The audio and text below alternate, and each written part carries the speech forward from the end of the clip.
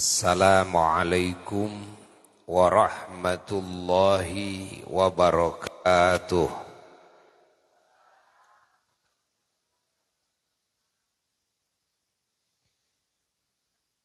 Bismillahirrahmanirrahim.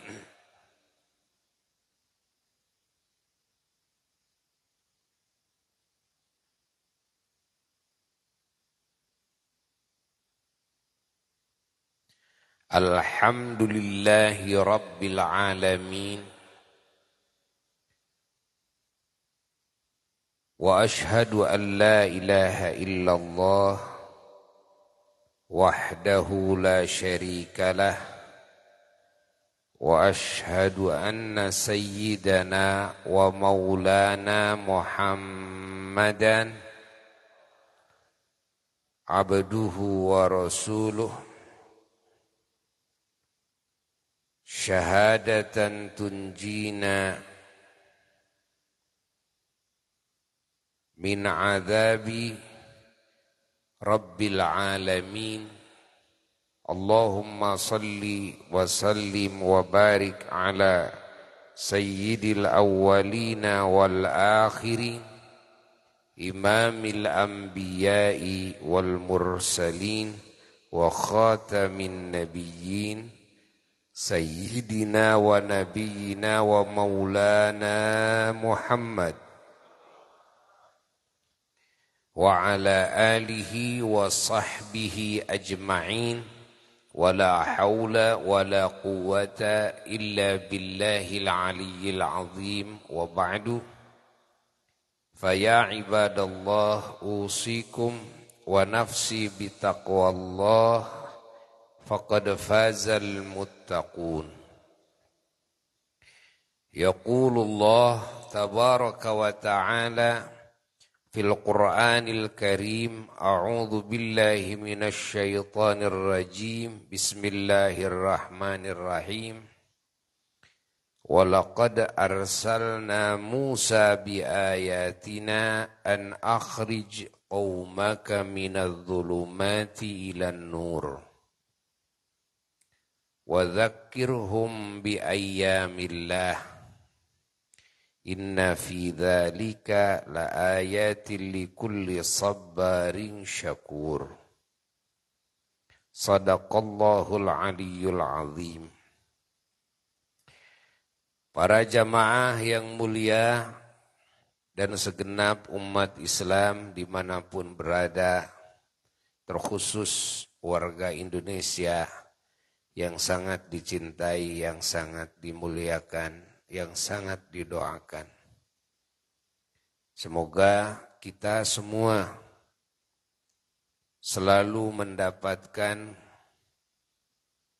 hujan rahmat dari Allah dan keberkahan dari Allah dalam segala hal, dan mendapatkan petunjuk dan pertolongan dari Allah dalam segala hal yang Allah ridhai.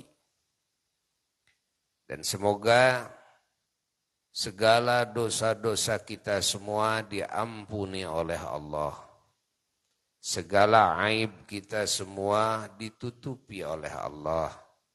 Segala hajat-hajat kita semua diijabah oleh Allah.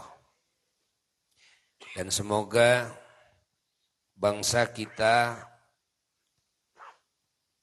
dan negara kita yang kita cintai, Republik Indonesia, selalu dijaga oleh Allah Ta'ala dari segala musibah, dari segala fitnah, dan juga dari segala kekacauan-kekacauan, dari segala kejelekan-kejelekan.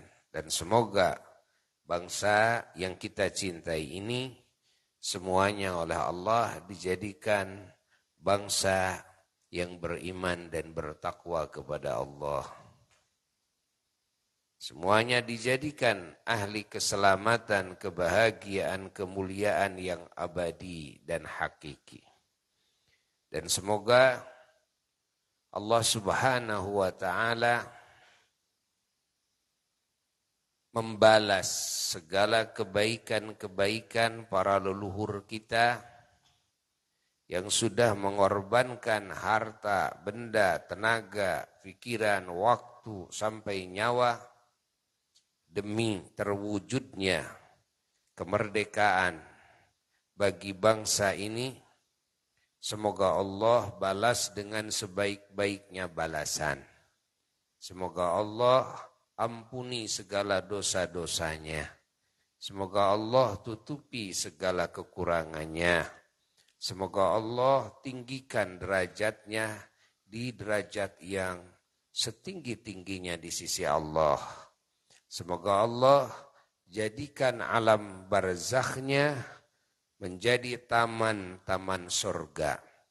Semoga Allah masukkan beliau-beliau semua ke surga Firdaus A'la tanpa dihisab dan tanpa diazab, dengan syafaat junjungan alam Kangjeng Nabi Muhammad sallallahu alaihi wasallam, dan semoga semua keturunannya termasuk kita semua dan orang-orang setelah kita sampai akhirnya seluruhnya oleh Allah Ta'ala dijadikan hamba-hamba Allah yang terpilih, menjadi ahli iman, ahli takwa semuanya, menjadi ahli kesolehan, menjadi ahli hidayah dan taufik, menjadi ahli segala bentuk kebaikan, baik lahirnya maupun batinnya, dan menjadi ahli keselamatan, ahli keberuntungan, ahli kebahagiaan dan kemuliaan di dunianya dan di akhiratnya, dan dijadikan para pejuang-pejuang setelah leluhur-leluhurnya. Dan semoga kita semua oleh Allah dikumpulkan kembali dengan leluhur-leluhur kita yang mulia di tempat bersemayamnya kasih sayang Allah, di surganya Allah. Dan kita berkumpul dengan junjunan kita, junjunan alam Sayyiduna wa Maulana Muhammad sallallahu alaihi wa alihi wasallam, di bawah bendera beliau kelak yaumal qiyamah, bersama para nabi, para rasul alaihimussalam, bersama keluarga Kangjeng Nabi sallallahu alaihi wasallam dan zuriyah-zuriyahnya yang Allah muliakan, yang Allah sucikan, dan juga bersama para ulama-ulamanya, para wali-walinya, para syuhada-syuhadanya dan para solihin, bersama keluarga kita, leluhur kita, keturunan kita. Tidak ada seorang pun yang oleh Allah Ta'ala dijadikan ahli nerakanya. Semua dijadikan ahli surganya. Semuanya dijadikan ahli syafaat Rasulullah sallallahu alaihi wa alihi wasallam. Dan terkhusus Abuya bersyukur kepada para panitia penyelenggara acara yang sangat mulia ini, dan ini adalah merupakan amal soleh yang sangat agung, yang mana kita punya harapan mendapatkan ganjaran dari Allah, mendapatkan keberkahan dan rahmat dan ampunan dari Allah dengan wasilah amal soleh yang agung ini, yaitu keluarga besar Kelurahan Kota Kaler RW 10 yang telah mewujudkan acara yang sangat baik sekali, yang membahagiakan leluhur-leluhur kita semua, yang juga membahagiakan hati junjunan alam Kangjeng Nabi Muhammad sallallahu alaihi wa alihi wasallam. Karena acara kita ini adalah acara yang pertama kita bersama-sama berniat mencari ilmu Allah. Yang kedua, kita bersama-sama berzikir kepada Allah, mengingat Allah, bersyukur kepada Allah. Terkhusus atas anugerah hidayah dan taufik dari Allah, dan terkhusus lagi atas anugerah kemerdekaan yang Allah Ta'ala anugerahkan kepada kita bangsa Indonesia. Lalu kita juga di majelis ini bersama-sama bersyukur kepada para pahlawan kemerdekaan Republik Indonesia dan juga para ulama-ulama Allah, para nabi-nabinya Allah, para rasul-rasulnya Allah, terkhusus junjunan alam Kangjeng Nabi Muhammad sallallahu alaihi wasallam, lalu para syuhada dan para solehin, yang mana beliau-beliau semua adalah pejuang-pejuang kemerdekaan secara total. Kita semua bersyukur dan mengingat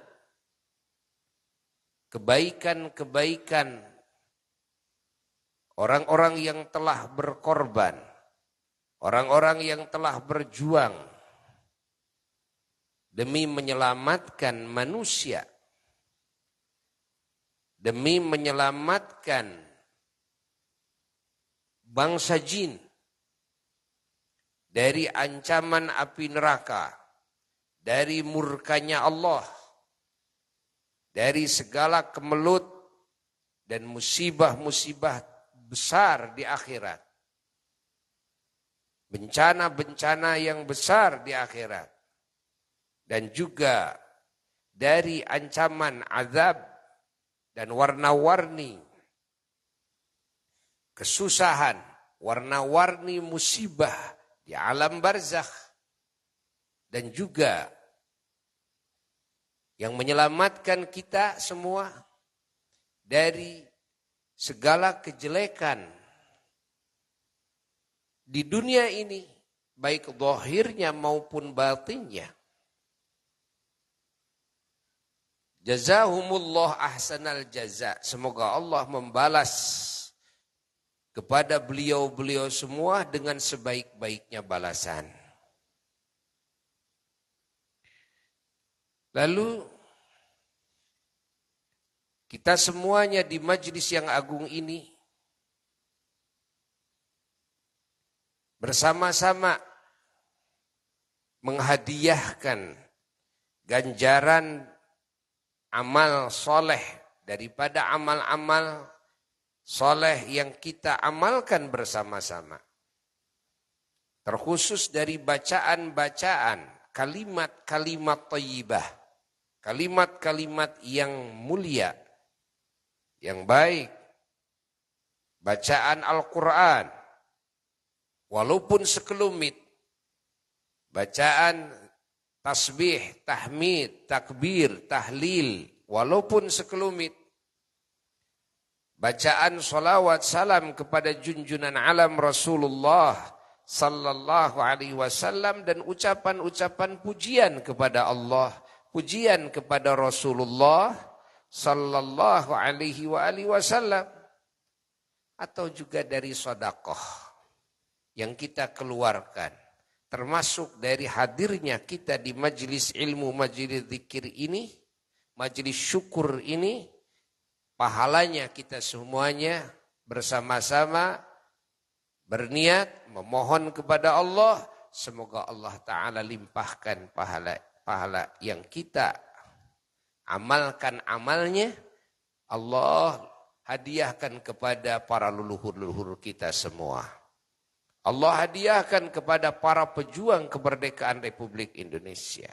Allah hadiahkan kepada para pejuang kemerdekaan secara total, yakni para nabi dan para rasulnya Allah. Junjunan alam Sayyiduna wa Maulana Muhammad sallallahu alaihi wasallam, pemimpinnya yang tertinggi, lalu para ulama-ulama dan wali-wali Allah setelahnya, dan para syuhada dan para solihin juga. Semoga beliau-beliau mendapatkan ganjaran dari amal-amal soleh yang kita semuanya amalkan bersama-sama di majlis yang agung ini. Lalu kita semuanya berdoa kepada Allah agar anugerah yang Allah berikan kepada kita, baik itu anugerah iman Islam, ihsan yang termahal, juga anugerah-anugerah lainnya, yaitu warna-warni nikmat yang Allah Ta'ala hujankan kepada kita. Termasuk khususnya kehidupan yang Allah anugerahkan kepada kita. Jasmani dan rohani, dohirnya batinnya yang Allah Ta'ala berikan kepada kita. Kesehatan, kekuatan, kewarasan, kecerdasan yang Allah anugerahkan kepada kita. Dan juga keamanan, terkhusus kemerdekaan yang Allah anugerahkan kepada kita. Dan nikmat-nikmat lainnya yang kita tidak akan bisa menghitungnya. Semoga Allah Subhanahu wa Ta'ala jadikan nikmat ini sebagai wasilah bagi kita semuanya untuk bisa meraih nikmat yang abadi kelak di akhirat. Yaitu masuk ke surganya Allah. Menetap di surganya Allah. Di alam kenikmatan yang abadi, dan berkumpul kita di sana bersama semua yang beriman, baik bangsa manusia maupun bangsa jin, dari zaman Nabi Adam alaihissalam sampai hari kiamat. Terkhusus kita berkumpul dengan hamba-hamba Allah yang agung, para nabi-nabinya Allah, para rasulnya Allah alaihimussalam. Terkhusus junjunan alam Sayyiduna wa Maulana Muhammad sallallahu alaihi wa alihi wasallam, dan para ahlul baitnya, para sahabatnya, dan para tabi'in, lalu para tabi'it tabi'in, dan juga para ulama-ulama setelahnya sampai akhir zaman, dan para syuhada dan para solihin, dan umumnya mukminin mukminat, muslimin muslimat, seluruhnya akan berkumpul di surganya Allah. Seluruhnya akan berkumpul, ingat, di surganya Allah.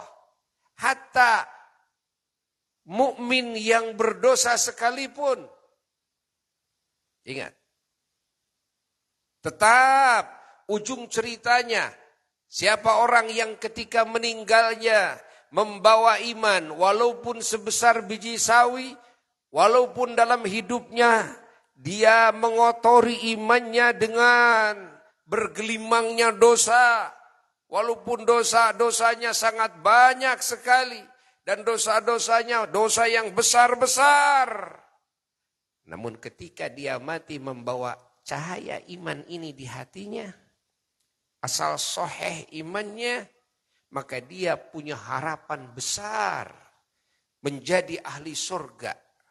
Pasti itu, pasti itu. Walaupun orang yang seperti ini mungkin dimasukkan dulu ke neraka. Karena keadilan dari Allah. Mungkin juga orang ini diampuni dosanya oleh Allah karena kasih sayangnya Allah.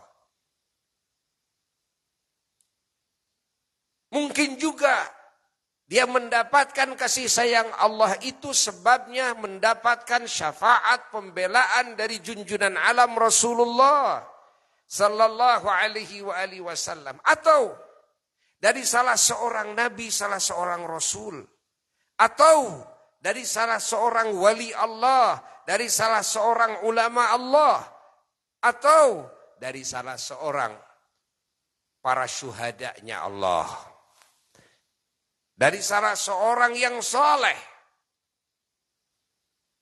Lalu orang ini diampuni dosanya oleh Allah, mendapatkan kasih sayang Allah, sehingga tidak jadi dimasukkan ke neraka, lalu dia dimasukkan ke surga. Intinya, orang yang beriman itu asal di waktu mati, sakaratul maut, iman itu dibawa, iman itu masih hadir dalam hatinya, maka orang ini pasti menjadi ahli surganya Allah. Catat oleh kita semuanya. Makanya kita tidak boleh buruk sangka kepada sesama muslim. Walaupun saat ini kita melihat dia itu adalah ahli maksiat. Dia itu meninggalkan sholat. Dia itu meninggalkan puasa. Dia itu tidak pernah mengeluarkan zakat. Atau dia itu hari-harinya mabuk dan judi. Dia hari-harinya lacur umpamanya. Nah, kita tetap tidak boleh buruk sangka kepada orang-orang seperti ini. Kenapa begitu? Karena kita tidak tahu di saat kematiannya. Hatta kepada orang kafir sekalipun. Ingat, hatta orang kafir itu dia memusuhi dan memerangi umat Islam, bahkan memerangi para nabi sekalipun. Ingat, tidak sedikit yang memerangi para nabi yang ujungnya dia memeluk Islam.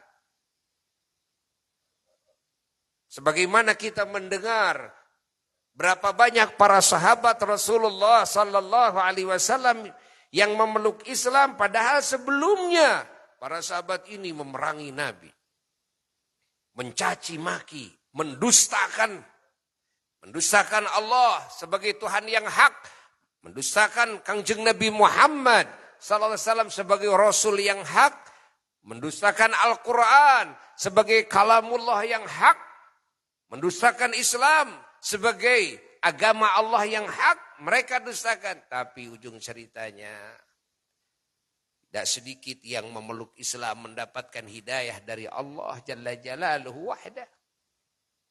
Allah.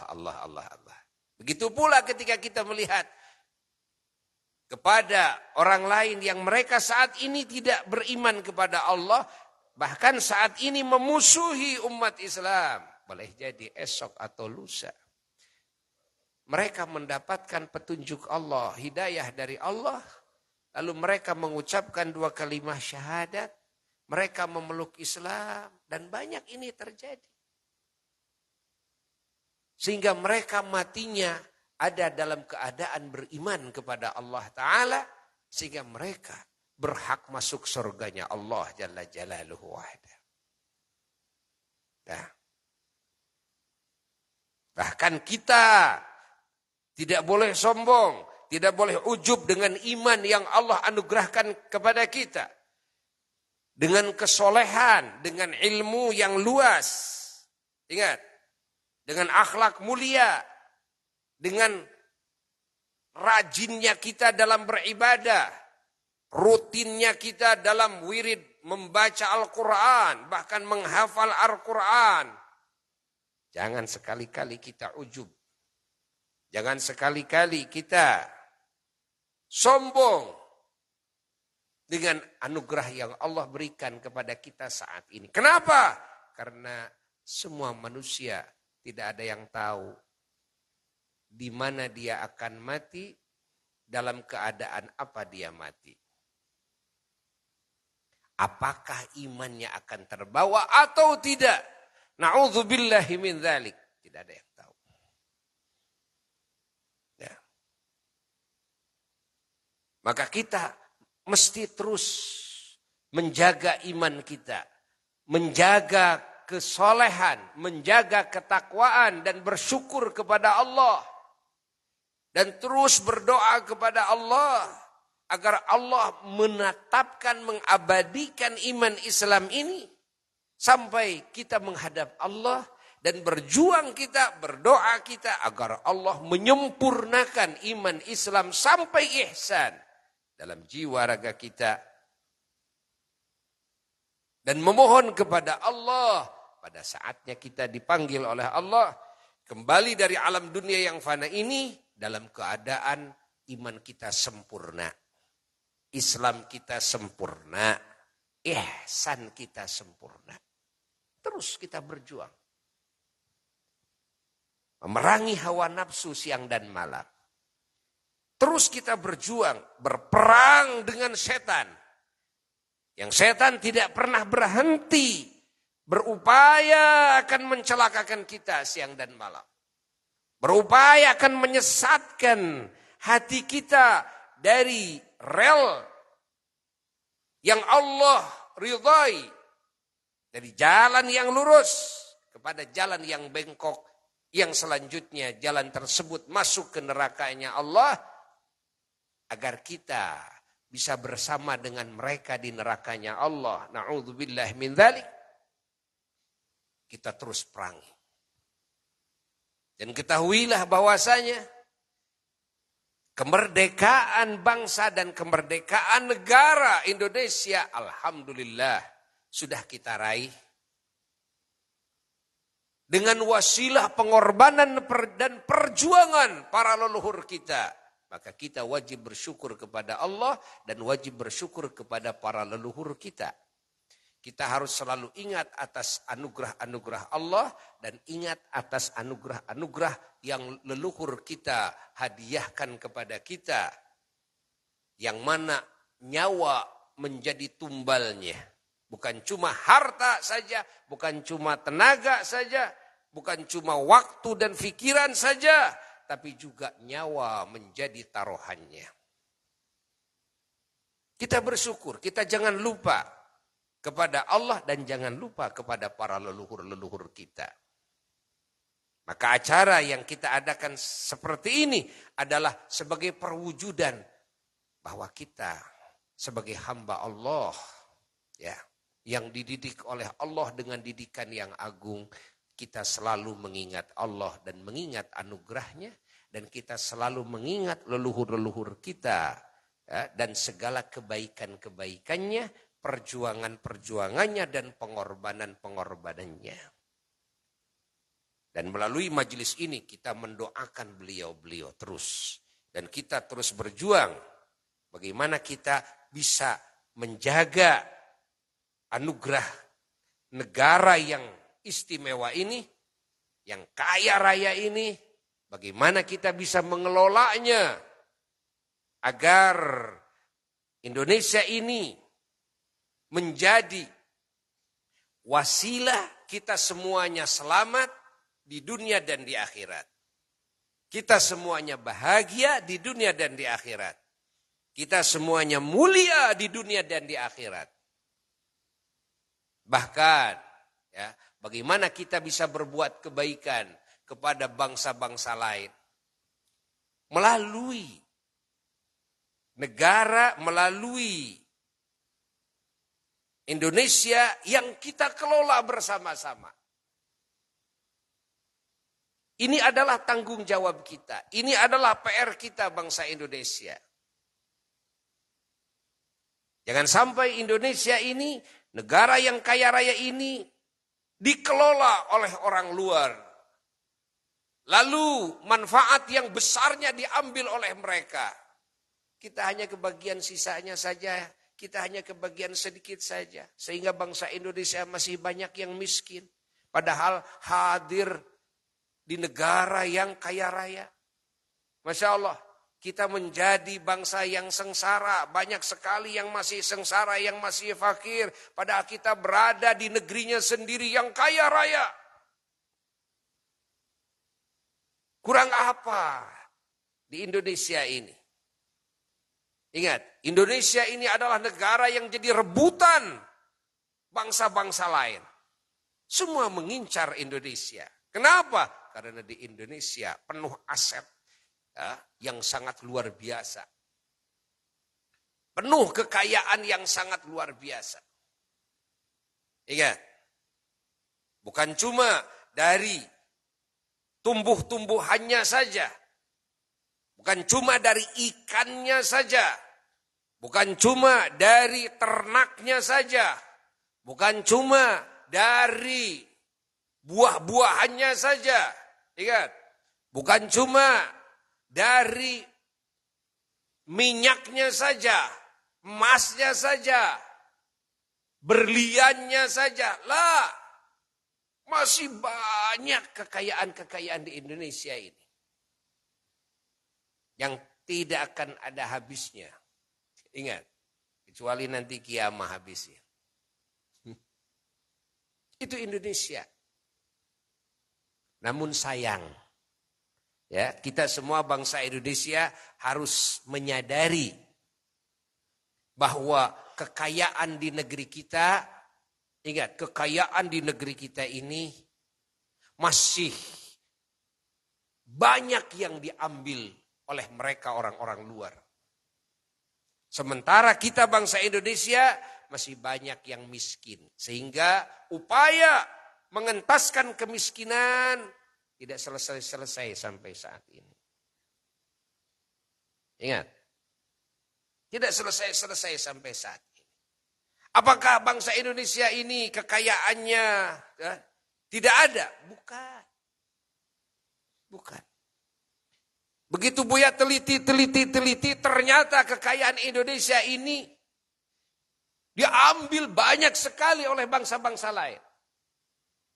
Belanda, ingat, mengeruk kekayaan dari negeri Indonesia 350 tahun. Gak ada apa-apanya. Kekayaan Indonesia masih melimpah. Padahal 350 tahun dikeruk oleh Belanda. Bayangkan. Jepang mengeruk kekayaan bangsa Indonesia ini 3 tahun setengah. Apalagi 3 tahun setengah. Yang 350 tahun saja tidak ada apa-apanya. Kekayaan Indonesia masih melimpah. Catat oleh kita. Dari Sabang sampai Merauke masih melimpah. Apa yang dipunyai, yang dimiliki oleh negara-negara yang ada di muka bumi ini, Indonesia punya. Bahkan ketahuilah, banyak sekali yang tidak dimiliki oleh negara-negara lain yang ada di Indonesia. Dan kita harus bersyukur menjadi bangsa Indonesia. Namun, tidak hanya bersyukur memuji Allah saja, atau memuji para pahlawan saja, apalagi kita hanya nyanyi-nyanyian saja, apalagi kita hanya joget-jogetan saja. Lah, tidak. Dan ada yang penting, ingat, harus serius, harus disikapi oleh bangsa Indonesia. Apa? Kelola negerimu. Kelola dengan baik negerimu. Jangan dikelola oleh orang-orang lain. Bagaimana saya akan belum bisa mengelolanya? Belajar kamu. Ilmu untuk mengelola negeri ini.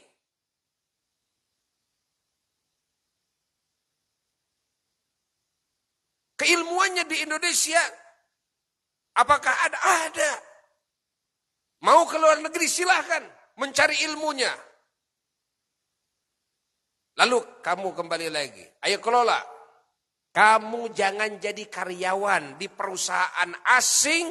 Yang mana perusahaan asing itu mengelola negerimu sendiri. Catat ini. Oleh bangsa Indonesia ini. Buya tidak berbicara kepada sesama Muslim saja, tapi Buya ini berbicara kepada sesama bangsa Indonesia. Baik Muslimnya, Hindunya, Budanya, Kristennya. Nah sekarang ini aset-aset bangsa ini banyak yang dikelola oleh orang-orang luar. Kekayaannya diambil oleh mereka, belum yang dicurinya, yang langsung sudah jadi duit. Ini bukan bahan baku, bukan. Udah jadi duit, diambil. Mereka nyurinya enggak tanggung-tanggung. Yang di jalan paling nyuri motor. Ya. Paling nyuri HP. Paling nyuri kambing. Ini nyuri uang. Bisa lenyap dari bank. Masya Allah. Itu mesin ATM-nya tidak rusak. Tapi uang bisa hilang. Yang hilang berapa? Kan sekian ratus triliun. Kan ini sudah bukan rahasia lagi.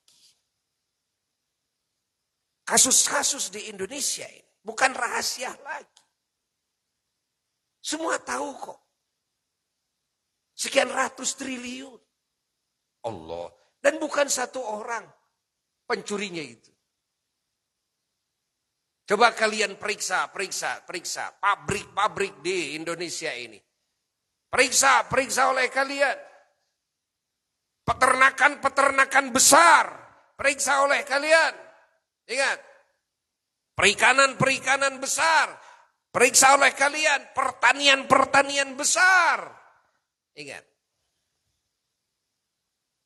Siapa di balik mereka? Tidak sedikit yang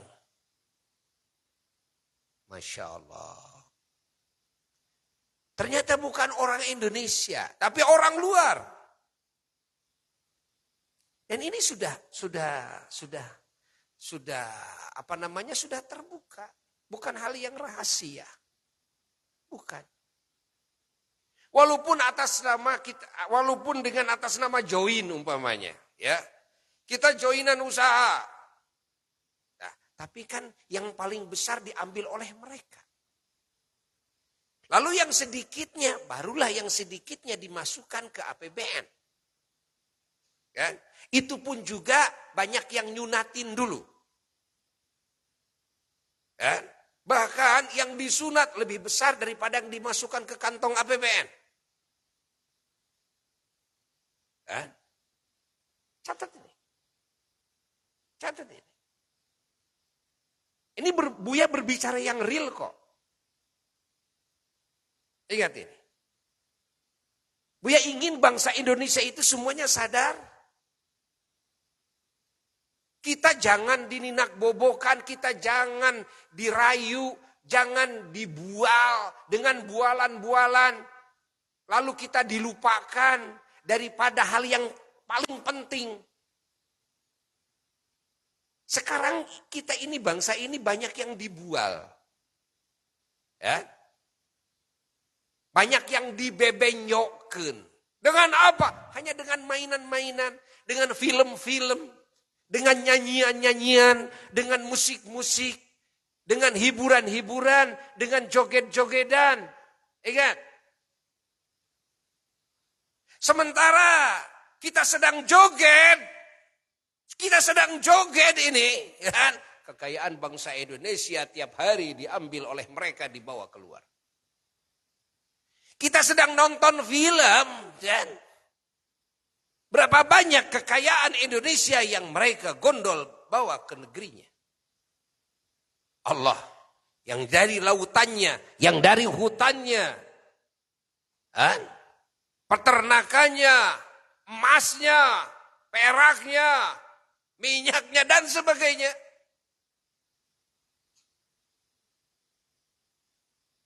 Apakah kita rela bangsa Indonesia, terutama ini para pemuda-pemudi bangsa Indonesia, rela kita dalam keadaan seperti ini? Apakah kita mau terus-menerus kehidupan kita dan anak cucu kita yang lebih terancam setelah kita? Catat oleh kita semuanya. Ya, catat oleh kita semuanya. Bukan tidak boleh nyanyi-nyanyian. Bukan tidak boleh hiburan. Catat, jangan salah faham, jangan gagal faham. Kalian mau joget silahkan. Kalian mau hiburan silahkan. Kalian mau nyanyian silahkan. Tapi kalian jangan sampai melupakan hal yang pokok dalam kehidupan. Apa? Merawat kekayaan Indonesia ini. Kalian semua punya hak. Kalian harus bangkit semuanya. Garap lautan oleh kalian. Garap hutan oleh kalian. Garap kebun-kebun sawit oleh kalian. Garap pertambangan oleh kalian. Ingat. Garap minyaknya oleh kalian. Catat ini.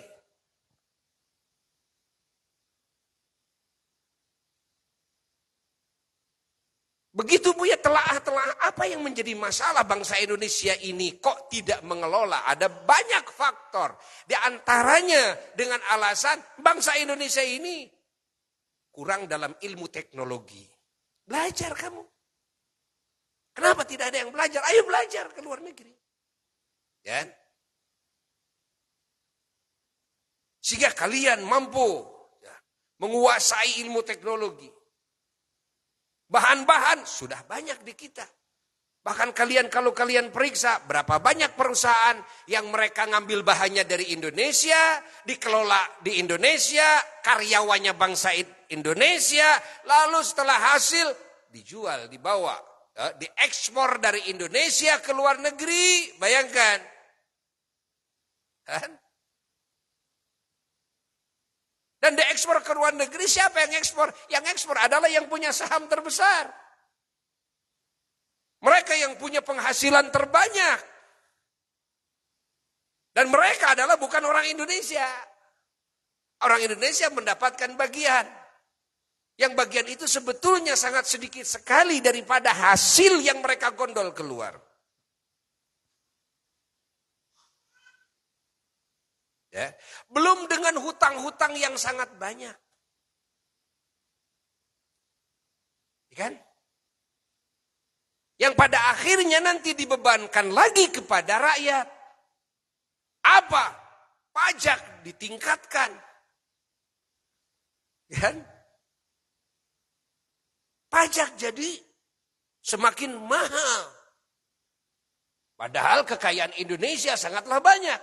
Kenapa pajak semakin mahal? Sekarang kan bukan cuma pajak apa? Sekarang mah berbagai hal nanti bisa dipajak tuh. Nah, bisa dipajak. Apakah pajaknya mengurang atau menambah? Menambah. Coba bayangkan. Bangsa semakin tertekan. Sementara bangsa ini mau membayar pajak dari mana? Kenapa? Lapangan kerjanya juga susah. Boro-boro mau membangun lapangan kerja, mau kerja saja di perusahaan, itu sudah sulit. Mau jadi karyawan pemerintah apalagi, yang ada aja kewalahan menggajinya.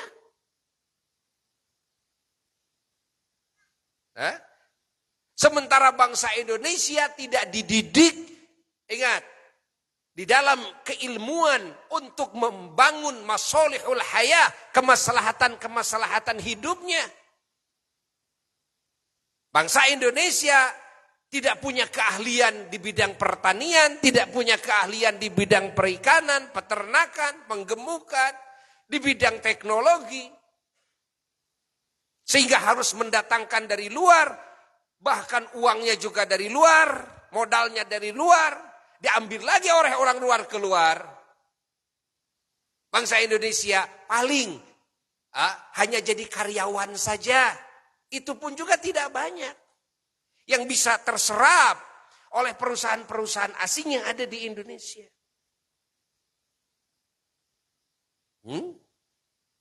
Sadarlah kita atau tidak?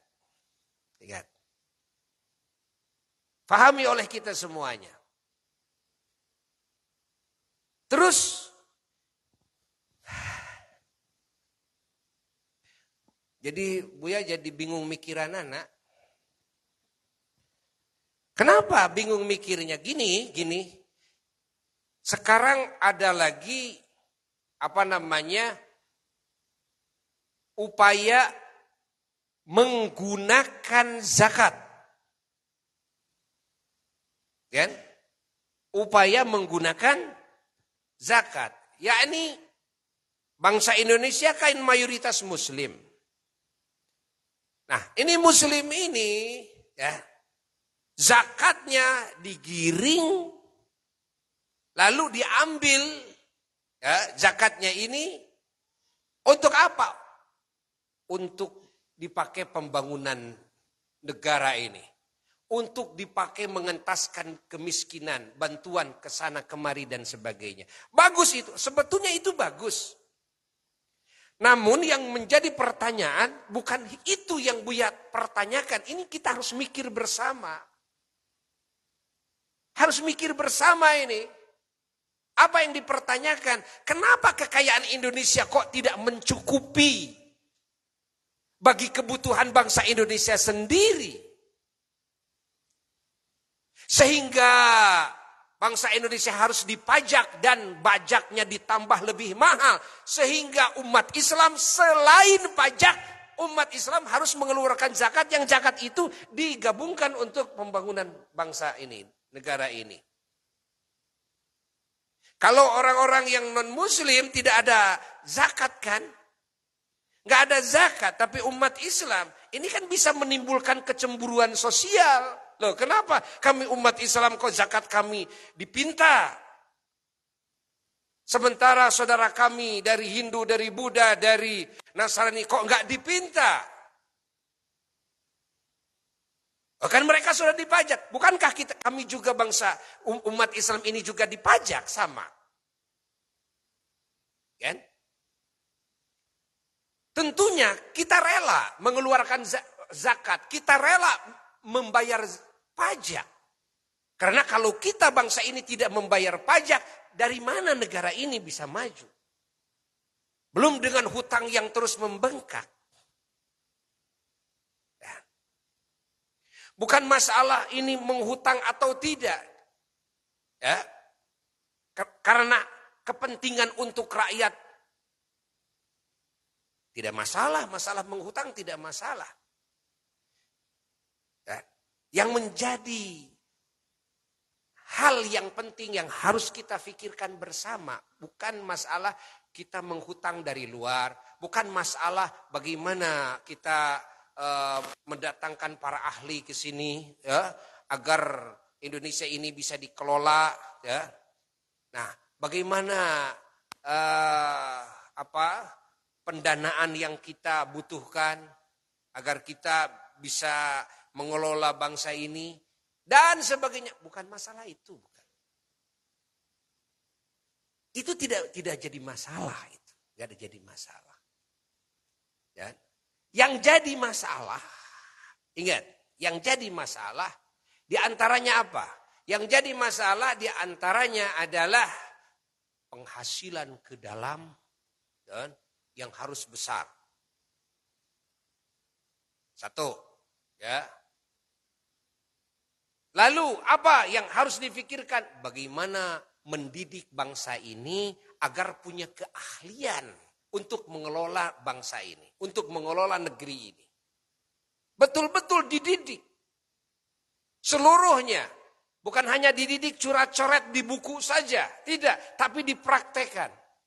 Kan sekarang orang yang sekolah sampai S1 itu dia hanya bisa ngitung uang dalam hayalan doang. Gitu kan? Gitu kan? Dalam hayalan doang dihitung, komputer dan sebagainya. Coba kamu dagang, coba kamu hasilkan duit hari ini. Kamu bisa menghasilkan berapa? Tetap masih minta ke ibunya. Tetap masih minta ke ayahnya. Itu sudah S1 coba. Hah? Beres selesai sekolah. Coba kamu praktekkan. Kamu mau jadi apa sekarang? Mau menjadi petani? Gak bisa. Gak punya keahlian. Mau menjadi pedagang yang real juga tidak punya keahlian. Padahal waktu di sekolah dihitung. Wah, triliun-triliunan terhitung semuanya. Tapi begitu realitanya, kan, kadang kalah sama nenek-nenek yang jual surabi. Nenek-nenek di sini, di kota Sumedang, kan Buya dulu tuh. Ada itu di mana tuh, tukang surabi di situ tuh. Di dekat Geria tuh, itu dagangnya jam 3 Januari, jam 2 Januari kan. Nah dari dulu Buya sudah lihat, ini nenek-nenek kok bisa membiayai anaknya. Masya Allah, bisa membiayai cucunya, pada ini nenek-nenek. Sekarang anaknya, cucunya yang sudah selesai sekolah S1 masih kebingungan. Selesai sekolah kebingungan. Sehingga tidak bisa menghasilkan uang, ya, karena tidak punya keahlian. Kecuali dia bekerja di perusahaan orang. Yang punya perusahaannya siapa? Nah itu kan. Ya kan ada bangsa Indonesia banyak, yang dari luar juga banyak. Kan? Tapi tidak bisa mengembangkan dari hasil sekolahnya membuka lapangan kerja, nggak bisa. Karena tidak punya keahlian. Begitu mau kerja, yang sudah S1, jadi direktur pinginnya. Tapi kan job direktur cuma satu. Dalam satu perusahaan. Kan? Itu juga kan sudah berebut. Terus, barangkali divisi ini yang di bawahnya. Wah, sudah penuh. Gak ada yang mau keluar. Kan? Nah, begitu dilihat, oh masih ada. Berapa orang? Ya paling cuma satu orang. Apa? Jadi tukang ngepel.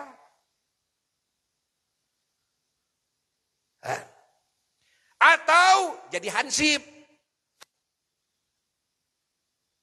Ya. Ini S1. Jadi tukang ngepel masa iya? Jadi direktur gak ada yang nerima. Gak ada lowongan. Itu kan? Rame-rame kita jadi PNS. Gak bisa. Sangat terbatas sekali. Mau jadi apa? Ya kan? Mau jadi apa? Dan ini kan juga masalah besar yang harus dihadapi oleh bangsa ini. Apa? Dengan banyaknya yang pensiun harus digaji. Terus juga harus mengganti yang sudah pensiun dengan pekerja yang baru. Yang gajinya lebih gede. Kan? Sementara yang pensiun itu juga umurnya panjang-panjang juga.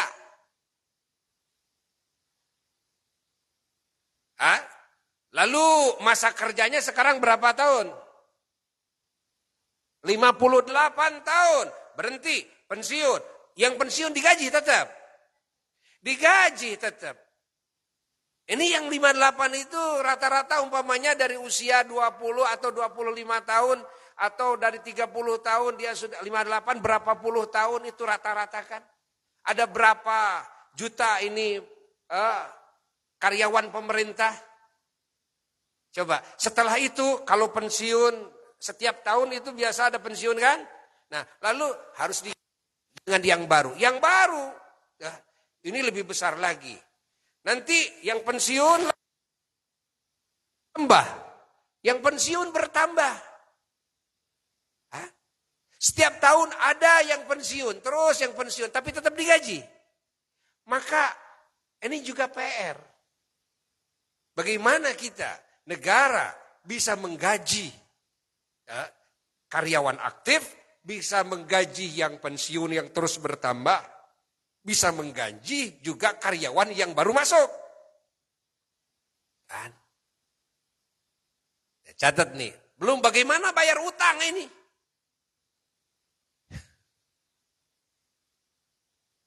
Nah ini kan permasalahan akan bertambah di negeri ini. Kenapa? Karena tuntutan tidak terpenuhi. Manusia kan punya tuntutan hidup. Apa tuntutan hidup? Perut. Ini yang paling nomor satu. Ada lagi tuntutan bagi bangsa ini yang pokok. Apa? Itu si Ujang. Ujang, mana Jang? Nah itu si Ujang, boga si Ujang tuh. Ini si Ujang, boga si Ujang tuh.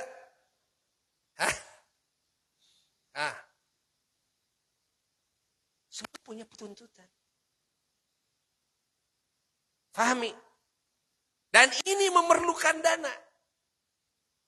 Ini memerlukan dana. Bukan sedikit yang diperlukan.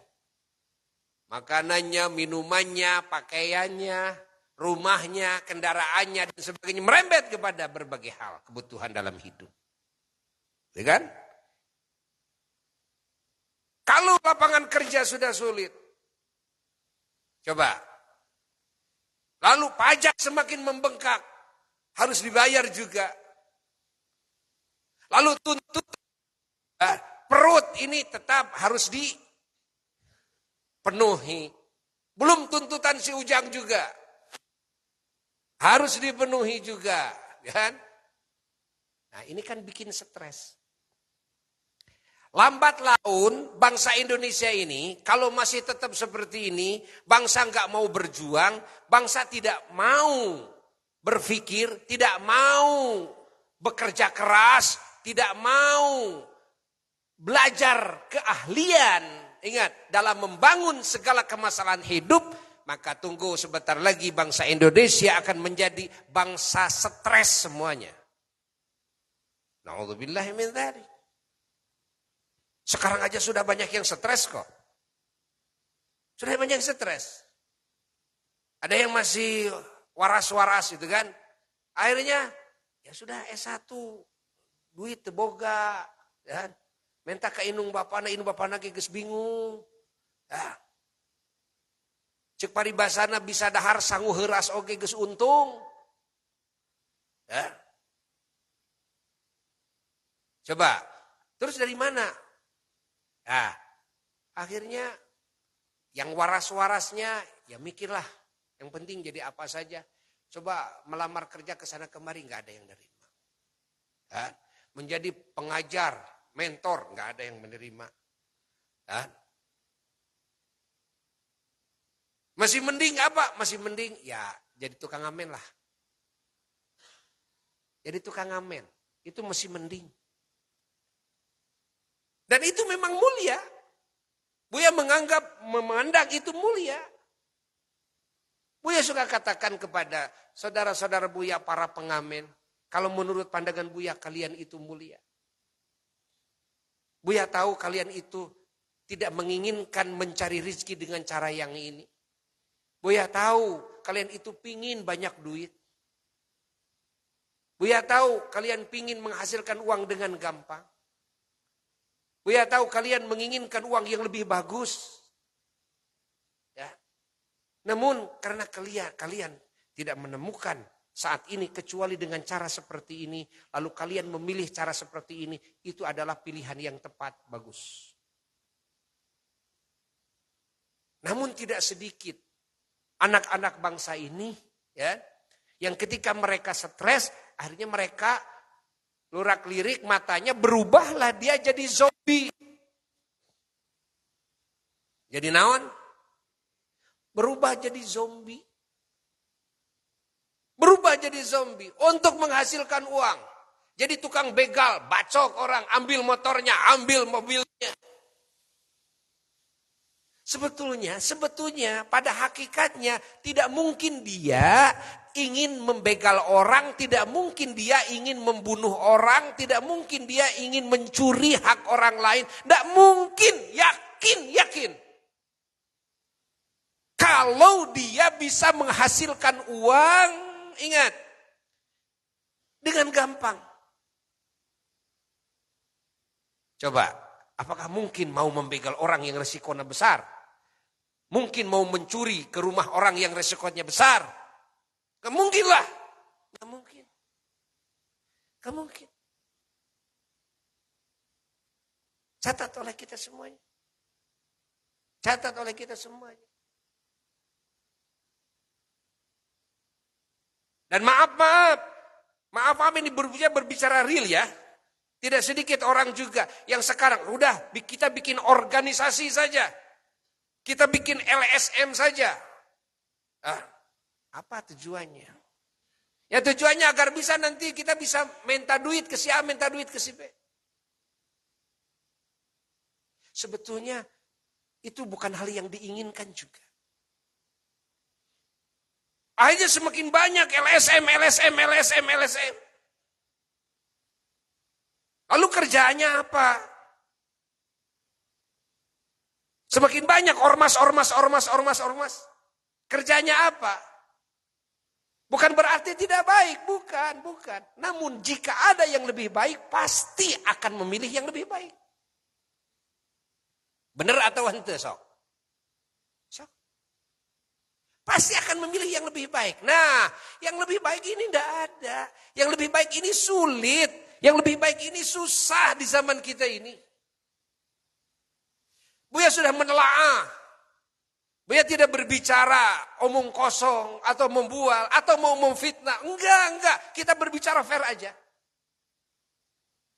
Menelaah. Ya, terus ditelaah sampai ke dalamnya. Ngeri. Ternyata Buya ngeri melihat bangsa ini. Ngeri melihat anak cucu bangsa yang akan datang ini bagaimana. Bagaimana? Coba. Fahami oleh kita semuanya.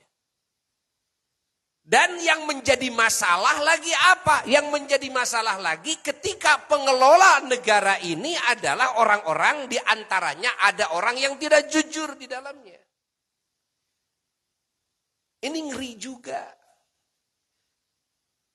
Sebetulnya kalau dia jujur, ya, maka penghasilan negara ini bisa lebih. Bisa menolong lebih banyak kepada bangsa ini. Kalau jujur.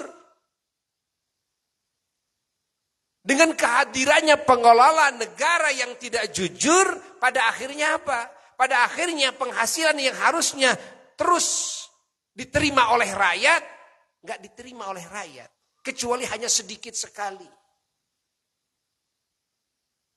Padahal yang diambil oleh mereka adalah ini hak rakyat yang diambil. Bukan hak mereka, tapi hak rakyat. Ini juga mengerikan sekali. Ini mengerikan sekali. Makanya banyak jamaah-jamaah Buya yang minta doa kepada Buya dan minta arahan. Saya Buya doakan, ya. Mau jadi bupati, saya mau jadi gubernur, saya mau jadi menteri, saya mau jadi anggota dewan dan sebagainya. Buya sering masukan, ya, kasih masukan. Dan satu, perlunya kita pengelola negara ini dan pengayom bangsa ini, perlunya orang yang punya agama yang kuat dalam dirinya. Yang punya hubungan yang erat dengan Tuhannya. Yang takut oleh Tuhannya. Itu yang pertama. Kedua, kalian kalau ingin mengelola negara yang kaya raya ini dan juga bangsa, kalian semuanya harus betul-betul tertanam dalam hati kalian kasih sayang yang memenuhi dada kalian kepada bangsa ini. Betul-betul kasih sayang kepada bangsa ini ditumpahkan. Apa yang kalian pikirkan, apa yang kalian rencanakan, apa yang kalian kerjakan betul-betul bagi bangsa. Lihat tuh bangsa yang miskin, lihat tuh bangsa yang fakir, lihat tuh bangsa yang kelilit hutang, lihat tuh bangsa yang mereka ya ada di jalanan. Lihat tuh bangsa yang Masya Allah, mereka penjudi, mereka menjadi pelacur, mereka begitu dilihat, ditelaah, bukan keinginannya, tapi karena kesusahan mereka, serta mereka yang mana mereka tidak punya solusi untuk bisa menghasilkan biaya hidup kecuali dengan cara seperti itu. Akhirnya mereka memilih cara seperti itu. Ayo selesaikan oleh kalian. Lalu ketika kalian mau menjadi pemimpin suatu bangsa, kalian mau mengelola kekayaan negara, ingat kalian harus betul-betul amanah. Kalian tidak boleh mengambil hak orang lain. Silahkan ambil hak kalian sendiri. Walaupun itu sedikit. Walaupun banyak tapi itu hak rakyat. Jangan sekali-kali kalian berani ngambil hak rakyat. Walaupun 1 peser pun. Karena kalian akan digugat oleh semua rakyat Indonesia kelak di hadapan Allah. Dan kalian ingat akan berhadapan dengan siksa Allah, dengan murka Allah. Itu yang Buya katakan kepada mereka. Lalu Buya kasih masukan kepada kalian. Tanya keilmuan kalian di dalam mengelola negara ini dan juga di dalam memimpin rakyat ini. Apakah keilmuan kalian sudah mumpuni ataukah tidak? Setelah keilmuan, keahlian kalian, apakah kalian ahli atau tidak? Karena hanya pengetahuan saja tanpa keahlian akan hancur. Ingat. Lalu sifat kejujuran, yaitu sifat sidik, harus betul-betul tertancap dalam jiwa kalian. Ingat, jika kalian tidak sanggup, ingat, menjalankan apa yang Buya sarankan, yang Buya nasihatkan, sudah jangan berani-berani mengelola negara ini. Mending jadi rakyat saja. Jangan sekali-kali kamu berani memimpin bangsa ini. Mending jadi yang dipimpin saja.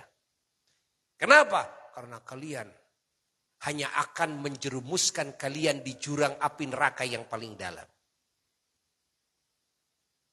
Itu nasihat Buya. Bukan enteng jadi bupati itu. Bukan enteng jadi presiden itu.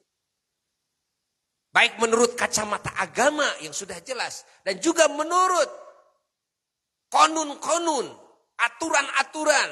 Ya, yang di dalamnya adalah kewajiban-kewajiban yang harus dijalankan demi memenuhi hak-hak rakyat ini. Allah, Allah, Allah, Allah, Allah, Allah, Allah. Banyak yang berilmu tapi tidak ahli. Banyak yang ahli tapi kurang ilmu. Banyak yang berilmu dan ahli tapi tidak amanah. Tidak jujur. Ini bencana. Ini bencana, ini bencana. Permasalahan bangsa tidak akan bisa diselesaikan walaupun berganti-ganti pemimpin bangsa, berganti-ganti, ingat, pejabat, tidak akan bisa terselesaikan. Dan ini akan menjadi bom waktu. Suatu saat akan sampai kepada titik bangsa ini betul-betul hancur. Ingat. Fahami oleh kita semuanya.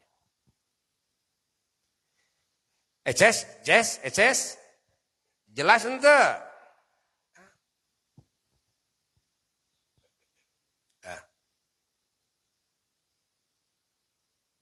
Buya telah Indonesia luar biasa. Buya jelajahi. Ya. Yang kalian kebanyakannya tidak pernah menjelajahi, Buya jelajahi. Buya selami ke dalamnya. Buya kaji itu.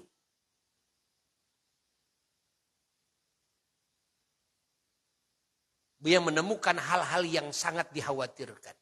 Di masa kita ini, apalagi kalau kita melihat masa setelah kita, kalau kita semuanya tidak bangkit. Maka kita sebagai bangsa Indonesia semuanya, ayo bangkit. Jangan rela kita menjadi bangsa yang bodoh. Jangan rela kita hanya menjadi karyawan saja. Ingat. Kita harus punya ilmu pengetahuan di dalam mengelola kekayaan Indonesia ini. Kita harus punya keahlian. Agama kita harus kuat. Kita harus menjadi bangsa yang jujur. Kita harus menjadi bangsa yang adil. Kita harus menjadi bangsa yang hati kita penuh dengan kasih sayang kepada sesama. Kita harus menjadi bangsa yang amanah semuanya. Kita harus menjadi bangsa yang soleh, yang takut oleh murka Allah, yang takut oleh siksa Allah. Bukan takut sama KPK semata, bukan takut sama polisi sajalah, tidak. Kalau kalian dalam hati kalian sudah takut oleh Allah, maka kalian tidak akan takut oleh selain Allah. Kalian tidak akan takut oleh polisi, kalian tidak akan takut oleh jaksa, oleh hakim, kalian tidak akan takut, ingat, oleh KPK. Ketika hati kalian takut oleh Allah, cukup itu sebagai modal yang paling mahal. Takut oleh siapa? Oleh Allah. Orang takut oleh Allah, walaupun yang lain tidak ada yang lihat, tapi merasa diri dilihat oleh Allah. Hati saja dibenahi terus agar jangan sampai Allah melihat hati kita dalam keadaan salah, dalam keadaan yang Allah tidak ridha terhadap keadaan hati kita tersebut. Ya kan? Walaupun orang lain tidak tahu. Makanya orang-orang yang takut oleh Allah, dia tidak akan berani melakukan kesalahan. Hatta dalam hatinya sekalipun, hatinya tidak akan melakukan kesalahan. Hatinya saja, bagaimana dengan yang dohir daripada anggota tubuhnya, daripada lisannya. Tidak mungkin itu terjadi. Melakukan kesalahan dengan unsur kesengajaan dari orang yang hatinya takut oleh Allah. Tidak akan mungkin. Tidak akan mungkin. Catat. Agama mendidik agar manusia itu takut oleh Allah. Kalau sudah takut oleh Allah, pasti tidak akan berani melakukan kesalahan. Kalau tidak berani melakukan kesalahan, lalu apa yang ditakutkan dari polisi? Apa yang ditakutkan dari jaksa dan hakim? Apa yang ditakutkan dari KPK? Loh, saya nggak salah kok. Tenang-tenang saja. Orang yang tidak melakukan kesalahan itu, ya, tidak akan takut difitnah, tidak akan takut digibah, tidak akan takut tidak akan takut didustakan, tidak akan takut juga diperiksa, tidak akan takut diadili. Kenapa? Benar kok. Apa salah saya itu kan? Orang melakukan kebenaran itu, kan? Yang tidak melakukan kesalahan tidak akan takut. Tidak akan takut. Coba, contoh kecil saja. Ketika kita jalan bawa motor, helm dipakai, ya, motor beres sesuai aturan, ya, SIM ada, SNK ada, motor bukan dapat maling, ya. Lalu cara menjalankannya tidak melanggar rambu-rambu lalu lintas, ya. Tiba-tiba di depan ada polisi yang sedang memeriksa, ya, motor-motor dan mobil-mobil. Kira-kira takut nggak? Takut nggak? Nggak. Ketika kita tidak bawa SNK atau tidak bawa SIM, jauh tuh kelihatan ada polisi sedang razia, gitu kan? Bukan razia sebetulnya, polisi itu bukan razia, tapi polisi mau memeriksa. Bukan razia, mau memeriksa, memang tugasnya seperti itu. Mau memeriksa, polisi baik-baik saja, tapi kenapa kamu lari? Kenapa kamu ketakutan? Kenapa menjadi gemetar? Jadi sepak? Wah, lalu muter balik lagi gitu kan? Kenapa? Karena kamu melakukan kesalahan. Itu kuncinya. Kenapa para wali-wali Allah dikatakan oleh Allah la khaufun alaihim walahum yahzanun? Mereka tidak punya rasa takut, mereka tidak punya rasa sedih. Kenapa? Karena tidak melakukan kesalahan. Kalau tidak melakukan kesalahan, apa yang ditakutkan? Ketemu sama malaikat Munkar Nakir, mau memeriksa orang yang masuk alam kubur, memang tugasnya begitu. Ya kan? Mau ditanyakan siapa Tuhan, siapa Nabi, apa agama, lalu imam kamu dalam kehidupan, lalu siapa saudara kamu dan sebagainya, kan? Ya tinggal jawab saja. Kenapa takutin gitu kan? Karena tidak melakukan kesalahan. Nah, orang yang di dunianya melakukan kesalahan dalam hubungannya dengan Tuhannya, dalam hubungannya dengan Rasulnya, dalam hubungannya dengan Qur'annya, dalam hubungannya dengan Islamnya, dalam hubungannya dengan saudaranya, maka dia ketemu munkar nakir pasti ketakutan. Gak akan begini ya pemikirannya. Oh sudahlah, hafalin aja kan gampang itu. Tanya jawab seperti itu. Man rabbuka? Allah. Wa man nabiyuka? Nabi Muhammad. Wa ma imamuka? Al-Quran. Wa ma kiblatuka? Al-Ka'bah. Wa ma ikhwanuka? Muslimin, muslimat, mu'minat. Ah, sudah selesai. Sok hafalkan. Hafal. Walaupun di dadak, ayo hafal. Ayo tanya saya. Hafal, dibolak-balik. Mau apa mas ngapalin itu? Ya saya kalau saya mati biar saya bisa jawab. Kan bukan itu yang mau dipertanyakan. Yang mau dipertanyakan itu bukan itu. Bagaimana tanggung jawab kita, bagaimana kewajiban kita itu kan terhadap Tuhan. Bagaimana kewajiban kita terhadap Quran. Bagaimana kewajiban kita terhadap Islam. Bagaimana kewajiban kita terhadap kiblat. Bagaimana kewajiban kita terhadap sesaudara kita. Muslimin muslimat, mu'minin mu'minat. Lalu kalau dalam hidup kita tidak melakukan kewajiban. Kan? Gak ada faidahnya. Kita menghafalkan man rabbuka Allah wa man nabiyuka Nabi Muhammad. Gak ada faidahnya. Gak ada faidahnya. Polisi itu nanti akan menanyakan apa? Mana SIM?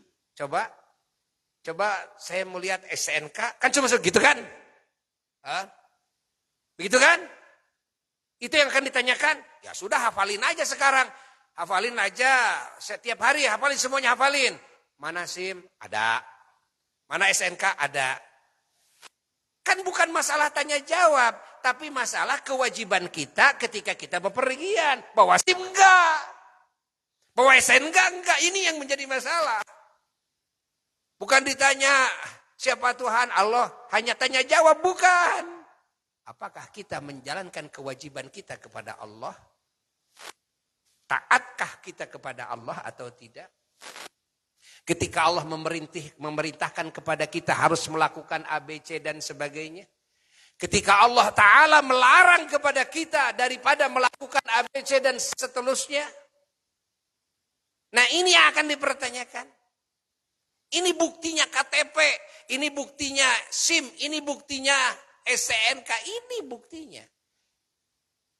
Ketika ditanya, apa kiblat kamu? Ka'bah, itu kan? Bukan itu. Adalah kewajibanmu terhadap Ka'bahmu, terhadap kiblatmu apa? Yaitu sholat yang 5 waktu. Kamu kan harus penuhi hak Ka'bah itu, hak kiblat itu. Paham atau tidak? Ketika kita tidak melakukan sholat yang 5 waktu, berarti kita tidak menjalankan kewajiban terhadap kiblat tersebut. Nah, ini akan menjadi kita ketakutan ketika ditanya, wa ma kiblatuka, apa kiblatmu?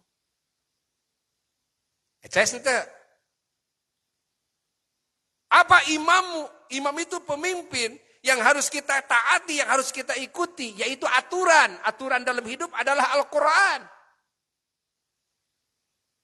Ini yang akan ditanyakan. Tapi yang dimaksud adalah realnya kita dalam hidup, dalam menjalankan perintah-perintah Quran, dalam menjauhi larangan-larangan Quran, yang mana Al-Quran adalah firman Allah. Al-Quran adalah aturan Allah. Jelas atau tidak? Eces? Begitu pula ketika ditanya, siapa saudaramu? Ya, muslimin muslimat, mukminin. Bukan itu yang akan ditanyakan. Tapi kewajiban kalian terhadap saudaramu muslim. Kamu punya kewajiban kepada saudaramu muslim. Ada muslim itu suamimu, ada muslim itu istrimu, ada muslim itu anakmu, ada muslim itu orang tuamu, ada muslim itu, ingat, sahabatmu, ada muslim itu tetanggamu, ada muslim itu juga ya muslim-muslim yang jauh, yang hidupnya, yang meninggalnya. Bagaimana kewajibanmu dalam hidupmu ya kepada sesama muslim? Ini akan dipertanyakan. Ketika dalam hidup, contoh kecil ini kecil. Ada muslim, begitu datang nyemprin kita, Assalamualaikum. Kita enggak jawab, Waalaikumsalam. Berarti kita tidak menjalankan kewajiban kepada sesama saudara. Nah ini yang akan menjadi kita ketakutan nanti. Suami tidak menjalankan kewajibannya kepada istrinya. Istri tidak menjalankan kewajibannya kepada suaminya. Orang tua tidak menjalankan kewajibannya terhadap anaknya. Anaknya tidak menjalankan kewajiban terhadap orang tuanya. Majikan tidak menjalankan kewajiban kepada karyawannya. Karyawannya tidak menjalankan kewajiban kepada majikannya. Pemerintah tidak menjalankan kewajiban kepada rakyatnya. Rakyatnya tidak menjalankan kepada pemerintahnya. Tetangga tidak melaksanakan kewajiban kepada sesama tetangga. Muslim tidak menjalankan kewajiban kepada sesama muslim. Manusia tidak menjalankan kewajiban kepada sesama manusia. Bahkan kepada ciptaan Allah lainnya. Ingat, ini yang akan dipertanyakan. Bukan tanya jawab, ini yang akan dipertanyakan. Tetanggamu ada yang tidak makan, ya. Kamu bilang bahwa itu saudaramu, bahwa itu muslim, ingat, tapi kamu tidak menjalankan kewajiban kepada tetanggamu yang dia butuh bantuanmu. Termasuk itu kejadian di Palestina, saudara-saudara kita.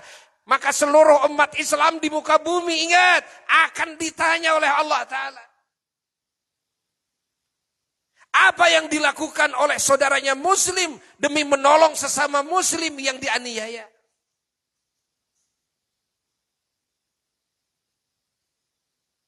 Apakah ini dianggap sepele? Tidak. Maka Buya terus mengajak kepada umat Islam agar kita mengenal kewajiban-kewajiban kita dan hak-hak orang lain. Agar kita menjalankan kewajiban-kewajiban kita kepada mereka yang punya hak. Wahai laki-laki yang punya istri, ya. Ingat kewajiban kita, ketahui hak perempuan, istri kita. Lakukan kewajiban. Penuhi hak istri kita. Wahai kaum wanita yang punya suami juga begitu. Wahai orang tua yang punya anak juga begitu. Wahai anak yang punya orang tua seperti begitu. Wahai pemerintah yang punya rakyat juga seperti itu. Wahai rakyat juga ya kepada pemerintah seperti itu. Jelas ente ya teh, jelas teh. Eces ente. Catat oleh kita semuanya. Allah, Allah, Allah, Allah, Allah. Allah, Allah, Allah. Ya, makanya acara syukuran kemerdekaan ini akan merembet kepada permasalahan hidup di zaman kita ini. Kita tidak cukup hanya merdeka, merdeka. Nah, dari ujang merdeka, merdeka. Coba pakai baret kita, pakai merah putih, bajunya merah putih sekarang. Dandanin dengan merah putih, lalu mau apa? Tuh lihat tuh, ya, sawit digarap sama siapa? Lihat tuh ikan diambil sama siapa? Lihat tuh minyak ya disedot sama siapa? Lihat tuh ya. Emasnya dikeruk sama siapa? Jadi cukup hanya kita merdeka teh, tuluy joget. Geus kitu kumaha? Geus kitu teh cik mak minta udud. Tempo minta udud ka saha? Kasih emak, minta ke kuota. Kasih emak, minta ke bensin. Kasih emak, kadi ditalapung saya ku aing. Oh. Kan bukan seremonial, bukan. Buya tidak ingin, ya, HUT RI ini hanyalah seremonial, tidak ingin. Ada yang penting. Ada yang penting daripada kumpulan ini. Ayo sadarkan bangsa ini. Sadarkan pemuda-pemudi ini.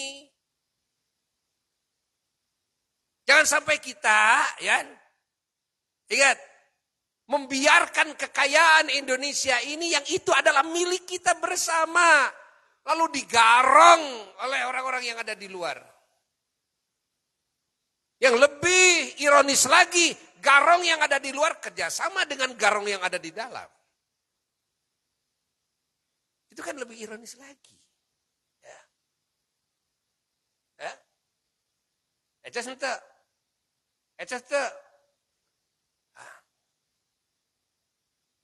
Masya Allah. Allah. Mudah-mudahan kalimat ini manfaat. Ya, menjadi pencerahan bagi bangsa Indonesia. Bukan bagi umat Islam saja, tidak, tapi bagi bangsa Indonesia. Ya, ayo bangkit semuanya. Jangan rela dengan kebodohan, ya. Jangan rela dengan kefakiran dan kemiskinan saat ini, sementara kekayaan melimpah ruah dan kita ada di bumi yang kaya raya ini dan ini milik kita bersama. Bangkit semuanya. Ya, jangan jadi bangsa yang bodoh. Jangan jadi bangsa yang tertinggal.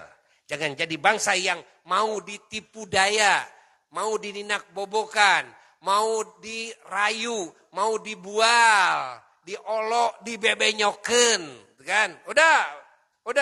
Jangan banyak lihat film-film.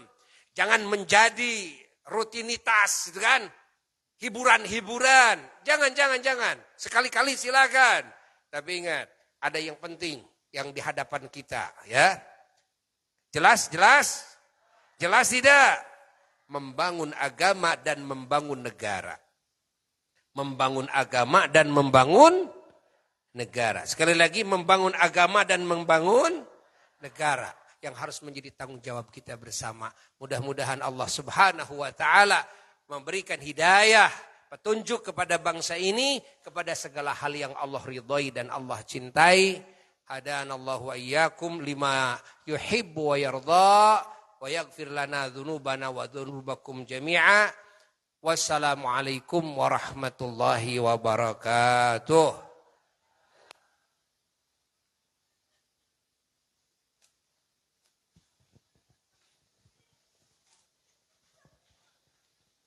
Alhamdulillahirabbil alamin jazakallahu khairan jazaa kakar sama gorang sadayana mudah-mudahan bermanfaat oge tas ngamalkan oge mudah-mudahan mantana sing